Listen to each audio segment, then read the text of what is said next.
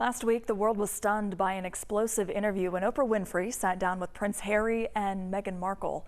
The interview revealed several shocking allegations and sent social media into a frenzy. But it also shed light on a very real and very underestimated reality for many. During the conversation with Oprah, Meghan Markle revealed at one point she was so depressed she began having suicidal thoughts. It was a revelation that some people couldn't quite grasp. How could someone so seemingly beautiful and happy, just who had it all, be unhappy? It's not as uncommon as you might think. For those not affected by mental illness, the idea of wanting to die by suicide when all outward appearances look perfect seems unfathomable. And when a celebrity dying by suicide hits the headlines, it hits home for many people who are suffering in silence. Like this one social media user who shared, "Mental health is a serious issue. It does not exclude anyone, and wealth plays no part." Or this one saying, "Why do people want to ignore and dismiss other people's struggles? And why do they think that wealth or fame negates mental illness?" Or this one, "The amount of comments on social media about being mentally unwell despite privilege but you were smiling shows we still have a long way to go." If someone has experienced real trauma in their lives and has found a platform to share their stories, they should be lauded, not vilified. And then this last one, when someone is struggling mentally and asking for help, maybe we shouldn't be considering how much wealth or status they have before we offer compassion. Perhaps mental illness doesn't ask if you're a celebrity, and neither should we. A man who lived through this kind of thinking is new Falcons tight end Hayden Hurst.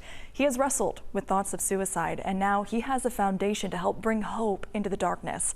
I had a chance to talk with him one-on-one. So this morning, through our conversation, we're going to take a moment to be mindful that if someone tells you they're struggling, believe them. It's tough. So many people saw those videos and saw you tell your story. I can't really explain it. It's hard to unless you go through it. I mean, it resonated in a way that I haven't seen before. Hey Hayden, I know you don't know me. I know exactly how it feels, the darkness, the abyss. Why do you think this tapped into such an open wound for people? I truly think mental health affects all of us in some way, shape, or form. You know, to what degree it differs from person to person. And a lot of people don't like to talk about it. When I woke up after I tried to take my own life, I was handcuffed to a hospital bed with a hospital gown on, bloodied, in my jeans, in my shoes from the night before. And I just kind of sat there by myself with a police officer watching my door. And I just kind of looked up. I mean, it was, kind of a cliche moment. I looked up and I'm like, what are you doing? Like, what is it taken to get to this point? And like, if you keep doing this, you're not going to be here much longer. So if I need to be a spokesperson and get up here and use my platform and talk about it to help break down the stigma, that's what I'm going to continue to do. It takes a lot to be honest and vulnerable, to get out there and really lay it all out for everybody. You already have a really high profile job that gets scrutinized with every move. And then you're talking about something so personal on a national scale. What finally led you to say, okay, it's time for me to tell my story? I think for me, just feeling comfortable with who I was. For a long time, you kind of worry about what other people think about you.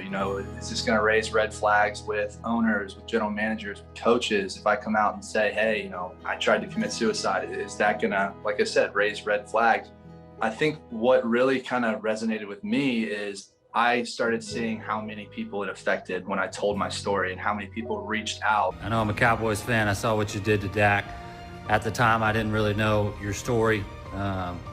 But I'm glad I know a little bit about your story now, and I appreciate everything you're doing for the community. That moment on the field where you jog up to Dak Prescott. Hey. And we get, at least from the camera's perspective, we kind of see your interaction. I got a lot of respect for what you did. Came out and talked about. Me and my mom have a foundation about suicide prevention. Yeah. Respect the hell out of you for talking about it, man. Collab one day. Absolutely. What was that moment like for you there on the field? For me, I really just tried to put myself in Dak's shoes. So it really came from a genuine place. I totally forgot that I was mic'd up. When I came out and told my story, I received nothing but support. And then Dak comes out and tells it, and we have people in the media saying, oh, he's the leader of America's team. He can't feel like that. He's got to be strong. And it's like, BS. Like, he's a person too. He's allowed to have those feelings. There's nothing wrong with him coming out and talking about it. So for the people who might be struggling with this in your place where you were, but they're there right now. What's your message to them? For me, when I was going through some of my darkest days, I just looked for tomorrow. You can't look too far ahead, but just take it day by day, hour by hour. Still to this day, that's how I function. You're never alone, but I promise you, there's people in your life that love you and want to see you have success. And there is help out there. Since Atlanta is Hayden's new home, he is trying to make a difference here. In a couple of weeks, he'll be holding his first golf tournament in Metro Atlanta to raise money for social and emotional wellness training in schools, grades K through 8. It is March 29th at the Marietta Country Club. If you're interested in learning more, go to my Facebook page to read all about his foundation, resources for suicide prevention, and how to get involved in the golf tournament. And most of all, remember, you are never alone.